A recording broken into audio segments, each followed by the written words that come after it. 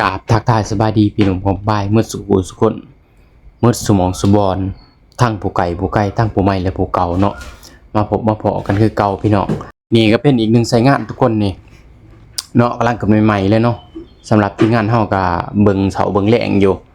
คันใดอยู่นี่ก็แจ่มกันพี่น้องเพราะว่ามันไก่กับบอลผักบอลเสาเฮาเนาะ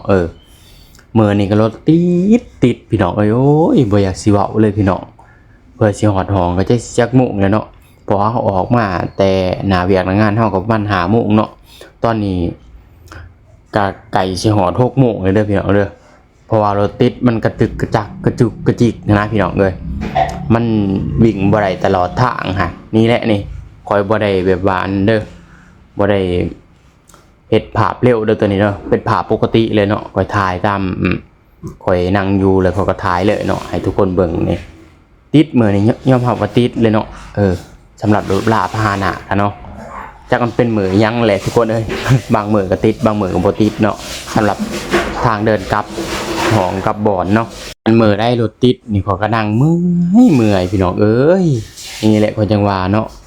คันเฮามีหน้าเวียกหน้างานแล้วเฮาไปพักไปอาศัยอยู่ใกล้ๆกับหน้าเวียกหน้างานเฮาดีกว่าเนาะเพราะว่าเฮาสิบ่นั่งรถนั่งลานะทุกคนเวลาไปเวลากลับเฮาก็ย่างเมื่อรถเนาะหอดห้องเลยก็พักผ่อนเลยอันนี้โอ้ยเจ้าต้องเมื่อยนะพี่น้องว่าแล้วเมื่อยลิเฮ็ดเวียกเฮ็ดงานมาเมื่อยแล้วก็ยังมานั่งรถอีกรถก็มาติดอีกนี่ขยับขยื่นก็บ่ได้พี่น้องโอ้ยบ่จักลายสิว่าเนาะแต่ถ้ารถบ่ติดก็เมื่อยอยู่ดีเนาะเพื่อสิฮอดห้องอีกเนาะเพื่อสิฮอดห้องฮอดบ่อนอีกอะคือเก่าพี่น้อง